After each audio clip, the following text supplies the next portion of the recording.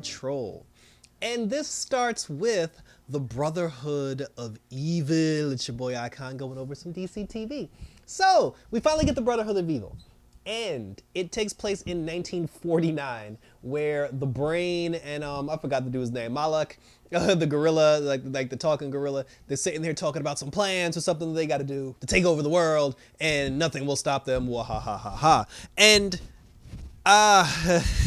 now again, I understand this is Doom Patrol, and Doom Patrol is supposed to be like the wacky, crazy, goofy, zany show, but I'm not a fan of having that goofiness when it comes to the Brain. And I know the Brain is supposed to be a French character, and just because I mean, I don't know the actor that's playing the Brain, I don't know the voice actor, but the voice actor just sounded very American, and then like at the last second, like on certain sentences he would say like wee wee or whatever, and I'm just like he just didn't sound French at all, which is like kind of weird. Like it was like throwing me off because he didn't sound like I expected the Brain to sound, you know. But they were trying to take down Niles Coulter. Like, you know, they had some plan they needed to hatch, and Niles Coulter is the only thing standing between the Brotherhood of Evil and true victory. So they hire this guy that is supposed to, this green alien, and they hire him along with his trusty sidekick. I guess the guy's like royalty or whatever on his planet. They hire this dude to basically prevent Niles Coulter from defeating them so they can carry out their evil plans. Now the weird thing about it is they were afraid that they were going to be stopped, but the target that they gave this green alien, they said that, listen, we, you know, Niles Coulter is, you know, going to stop us, and in order for him to not stop us, we need you to take out a target for, you know, for us. And they were just like, okay, you know, so the green guy, he's like, okay, fine, who's the target? And then he gives him a picture of Rita. You know, so I'm like, how is Rita Farr the target? Unless that wasn't actually Rita Farr. I don't know. Seems like I'm a little confused now. So they send this green alien and his loyal trusty sidekick to some random like hotel, resort, and spa, and they gave him the photo, and they told this guy like this it was a picture of Rita Farr, and then he says the Brain said that, you know, they're supposed to wait for Rita to show up, and now I guess they were supposed to kill her. They go to this resort hotel. Now keep in mind, this is 1949. They go to this resort and spa. They're setting up shop. They ended up getting a room. I don't know how they got a room. They check into their room. They're getting their weapons ready. You know, they're doing the communications back and forth from headquarters, communicating to the Brotherhood of Evil. There's like, oh, it's day 1, no sign of the target. Day 2, no sign of the target. Day 3, 4, etc., etc. You know, they're trying to mingle with the guests, you know, to blend into society. Obviously, they're not blending into society because one dude is red and the other one is green. And here's what threw me off. There was a moment where I guess there was like a dining room area where all the guests of the hotel come together and have conversation. Keep in mind, this is 1949.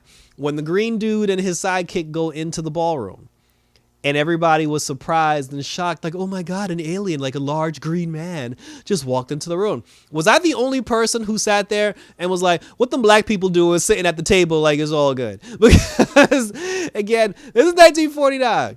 Black people would not have been allowed to sit at that table, in that room, in that resort, in that spa, unless they were cleaning the table or washing the dishes or sweeping the floor.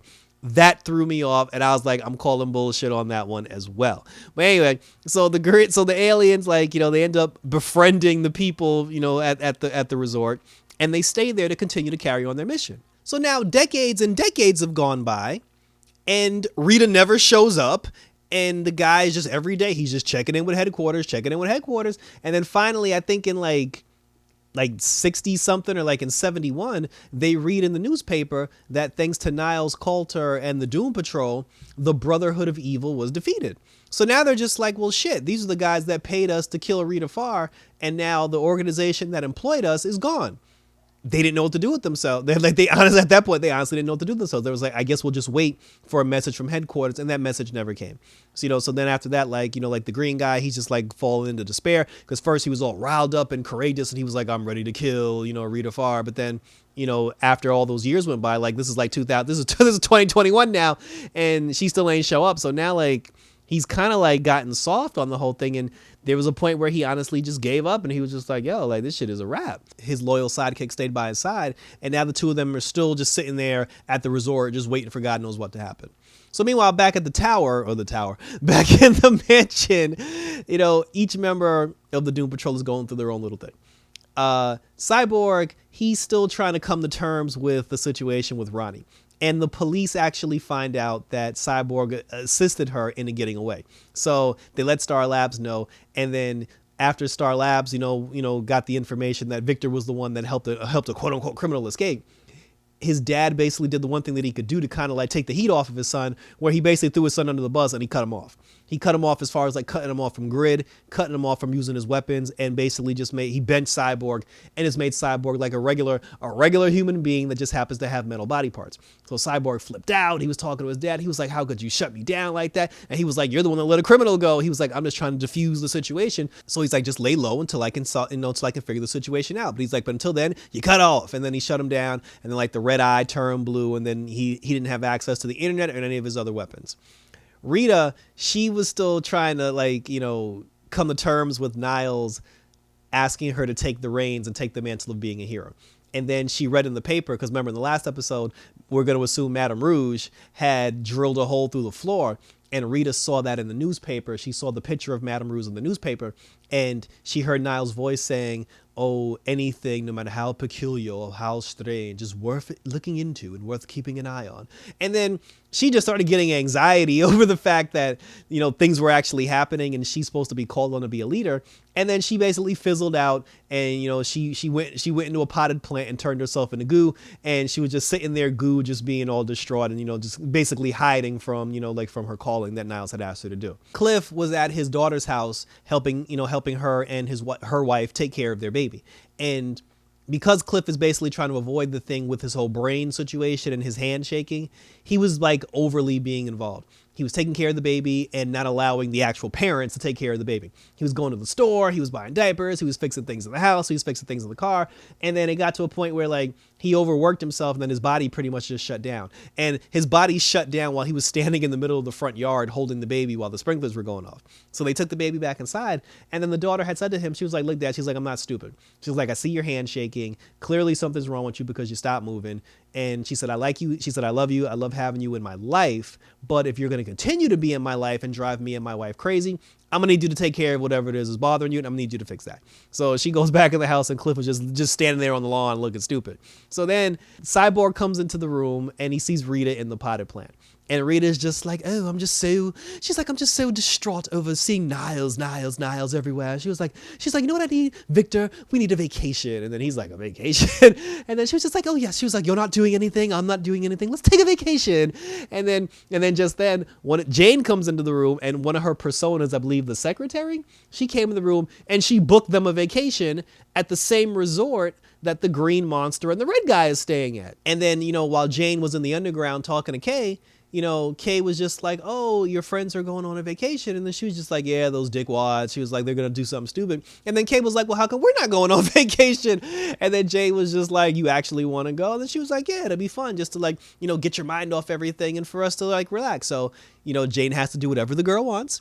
So, Jane basically, she took over as primary again, and she told Cyborg and, she told Rita that she was in as far as going on the vacation. But she was like, "If we're going to do this, we got to go get Cliff." So they teleported to where Cliff was. He was still in the front yard. They snatched him up and they dragged him on vacation. While they dragged him on vacation, Larry was in the negative spirit's homeworld. And there was a moment where both Larry and the negative spirit, they looked at each other face to face. The negative spirit touched Larry. Larry disappeared. And then he ended up back in the mansion. Only now that he's back in the mansion, the negative spirit doesn't reside within him, and the negative spirit is gone. So now Larry's just at the mansion. Everybody else is gone because they went on vacation, and now he's just sitting there with no negative spirit. And because of that, because Niles passed away due to him no longer having the totem that kept him, that kept him from dying. And then as soon as he took the totem off, he basically died from old age. Now that the negative spirit's gone, the same thing should be happening to Larry. Larry should actually be disintegrating because Larry mad old. Everybody in the Doom Patrol is old as shit. The only person in the Doom Patrol that's of proper current age is Victor. Rita's 100. Larry's 125. Cliff is 90 something years old. Jane's in her 80s. Everybody mad old. So without the negative spirit, like Larry should be like disintegrating in front of our very eyes. But for plot reasons, that's not gonna happen. So, so now the entire group, like they're at the resort. They're at the spa. Rita's still a blob of jelly. They're carrying her around in a sack. And while they're sitting there, you know, they're all just having a conversation. They're just sitting there in the room trying to figure out their lives. And then the green alien, there was one point where Cliff had went into the steam room. The green alien went into the steam room. Him and Cliff had a conversation. And he was just like, yeah, life sucks. And Cliff was like, yeah, my life sucks too. And he was like, why does your life suck? And then on 3, they both said, fucking Niles Coulter. And they realized they both hated Niles. And then the alien's whole thing was, he was like, I hate Niles because he defeated the Brotherhood of Evil, who were my employers, and they stranded me here. And then Cliff's whole thing was, I got a whole list of shit of why I hate Niles. But they bonded over that, and then the two of them left. Cliff goes back into the room with the rest of the gang, and then he tells everybody what happened with the green alien. The green alien and his sidekick, they go into the room as well. They're sitting down having dinner. And then Cyborg, after Cliff told them the story about who he is, Cyborg was like, yo, we should go over there and take him out. And everybody was looking at him like, fool, like, we ain't come here for that. And then he was like, oh, but the guy said he's the destroyer of worlds, and he was an enemy to Niles. And, you know, like, you know, we should do this for Niles and blah, blah, blah. And everybody was like, look, dude, you just trying to do this shit because you're mad that you got cut off and you just looking for relevancy now. And she was like, and then Jane said in the worst way possible, she was just like, you know, we're not the Doom Patrol. We're not your Doom Patrol. And just because you're no longer to be a superhero, you're not going to all of a sudden make us into a superhero team. And then Cliff was just like, yeah, you know, just sit down and, you know, like enjoy the whole thing with the rest of us. And then Cyborg, you know, blew up his spot by telling everybody he had a brain issue. And then Cliff got mad, cursed out Cyborg, and he left. And then Jane screamed on Cyborg, and then she left. And then Rita told everybody that the phone was like Niles had gave her the magic key. And then when the phone was ringing and somebody needed help, she didn't answer the call. And then Victor got mad at her. He was like, yo, why didn't you do anything? And then it turned into this whole big thing. And everybody kind of ganged up on Victor. And, you know, I understand their reason for ganging up on Victor because they're not a superhero team. But they could have handled it. They could have handled it in a different way. But I guess that's me asking for too much on the Doom Patrol. So then Cyborg got mad, told everybody to fuck off, and then he left. And then Rita had pulled herself together at that point. And after she pulled herself together, she was just like, oh, yes. She was like, I ignored the call for help. And she was like, I'm a loser. And she's like, I'm not a hero. She's like, I'm a sham. Rita Farr is a sham. The beekeeper was a sham. And then she was like, Gertrude is a sham. She's like, I'm nobody. And then, you know, and then meanwhile, the aliens, they're watching this whole entire argument unfold. And when Rita turned herself back to normal, the red alien was like, yo, that's her. We've been waiting for over 70 years for this girl to show up, and she showed up. She finally showed up at the place. Let's kill her. And then the green alien, he was just like, honestly, he was like, nah. He said, first of all, the Brotherhood of Evil's been defeated. We've been sitting here for 70 years. Ain't nobody reach out to us. Nobody did nothing. And then you're talking about how this girl's supposed to be like some big threat. He's like, did you just see what just happened out there? That girl ain't hurting nobody. Like, she's depressed as shit. Like, that girl is broken. You know, it's like, she ain't hurting nobody. He's like, everybody out there, like, they're nice people. They're just broken people. And then he said that the mission that we were supposed to carry out, he's like, the mission is dead. He's like, we stayed loyal to the mission and the mission abandoned us.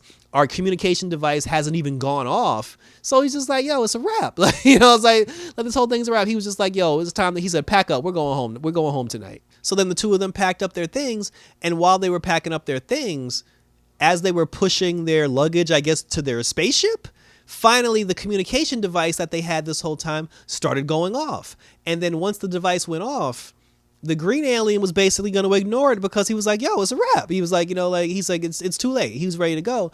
But the red alien, for some reason, was obsessed with the Brotherhood of Evil. He was obsessed with carrying out the mission. So what he ended up doing was he killed the green alien, and then he went into the ballroom. He shot up the entire Doom Patrol. He shot Cliff. He shot Jane. He shot Cyborg. Rita tried to run. And when Rita tried to run out of the room, Madame Rouge showed up.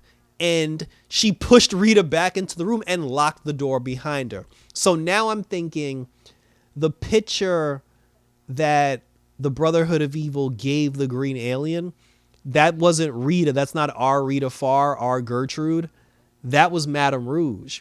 And maybe Madame Rouge was I mean, honestly, I don't know where Rita got her face from, to be honest with you. I don't know. Maybe Madame Rouge back in the day was going around pretending to be Rita and she was committing crimes. But when that machine went off when the machine finally went off after 70 years, it went off because Madame Rouge was in the vicinity of the building.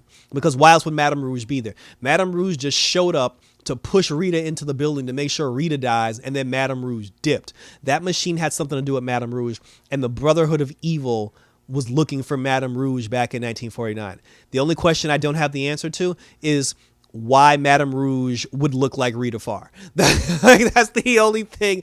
That's the only thing I really can't think about that. But I don't know. I don't understand that one. But the guy, he shot Rita, and I don't know if he stunned them. I don't know if he knocked them out.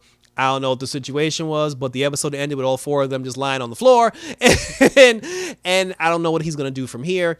And I'm completely confused, but hey, that's the Doom Patrol, and that's how they get down. So that was it. And thank you for tuning in.